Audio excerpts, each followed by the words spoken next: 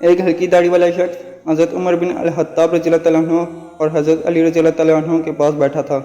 इसकी आंखें अंदर को धंसी हुई थी और ज़बान ज़िक्र तस्बीह में मशगूल थी। हज़रत उमर रज़ियल्लाहु ताला अन्हु ने इससे पूछा कि आपने सुबह किस हाल में की।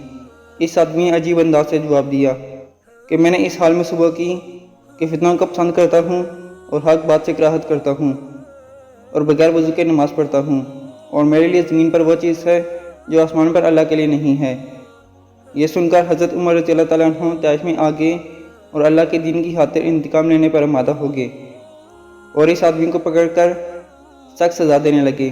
तो हज़रत अली रज़ियल्लाहु ताला अन्हु ने हंसते हुए कहा, ए अमीरुल मोमिनीन, ये शख्स जो ये कहता है कि वो फितनों को पसंद करता है, इससे मुराद इसकी माल औलाद है, और हक बात को नापसंद करता है, इससे मुराद मौत की नापसंदगी है, और बगैर वज़ू के नमाज़ पढ़ता है, इससे मुराद नबी करीम सल्लल्लाहु अलैहि वसल्लम पर सलात दुरूद भेजता है।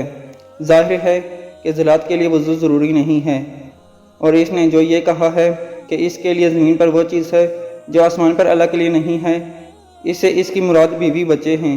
ज़ाहिर है कि अल्लाह की ना बीवी है और ना औलाद, वो ज़ात तो यकता है, न्याज़ है, ना इसकी औलाद है और ना वो किसी की औलाद है, और इसका कोई हमसर नहीं। हज़रत उमर बिन अल-खत्ताब रज़ियल्लाहु ताला अन्हु का चेहरा खुशी से दमक उठा और होंठों पर मुस्कुराहट फैल गई और खुशी से झूमते हुए फरमाया, वो शख्स बुरी है जहाँ अबुल हसन ना हो, यानी अली बिन अबी तालिब। वीडियो को लाइक कर लें और चैनल को सब्सक्राइब कर लें ताकि ऐसे ही न्यू वीडियो आप तक सबसे पहले पहुँच सके।